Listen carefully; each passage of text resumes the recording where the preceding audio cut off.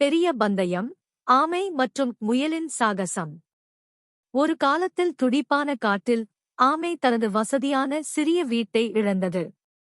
சோகமாகவும் தனிமையாகவும் உணர்ந்து உதவி தேடி அலைந்தது. அப்போதுதான் முயல் அங்கு குதித்து வந்து ஆமையின் துயரத்தை கவனித்தது. கவலைப்படாதே, ஆமே. ஒரு புதிய வீட்டைக் கண்டுபிடிக்க நான் உங்களுக்கு உதவ முடியும், முயல் மகிழ்ச்சியுடன் சொன்னது. ஆனால் ஒரு பிடிப்பு இருந்தது.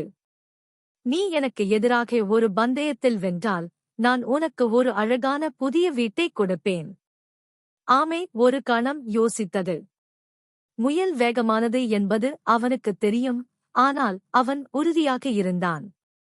அவர்கள் பந்தயத்திற்கான தேதியை நிர்ணயித்தனர், மேலும் அனைத்து காட்டு விலங்குகளும் பார்க்க கூடின. பந்தயம் தொடங்கியதும் முயல் முன்னோக்கிச் சென்று ஆமையை வெகு தொலைவில் விட்டுச் சென்றது. தனது வேகத்தில் நம்பிக்கையுடன் முயல் ஒரு நிழல் தரும் மரத்தின் கீழ் ஒரு தூக்கம் எடுக்க முடிவு செய்தது, வெற்றி பெற தனக்கு நிறைய நேரம் இருப்பதாக நினைத்து.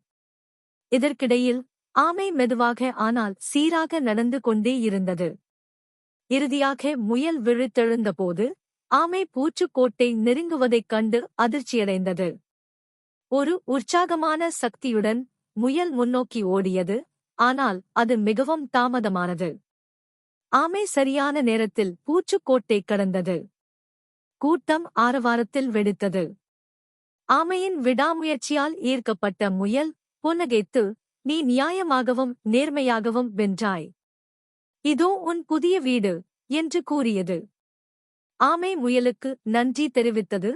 சில நேரங்களில் மெதுவாகவும் உறுதியாகவும் பந்தயத்தில் வெற்றி பெறும் என்பதை அறிந்து கொண்டது. அன்றிலிருந்து அவர்கள் சிறந்த நண்பர்களாகி காட்டில் மகிழ்ச்சியாக வாழ்ந்தனர்.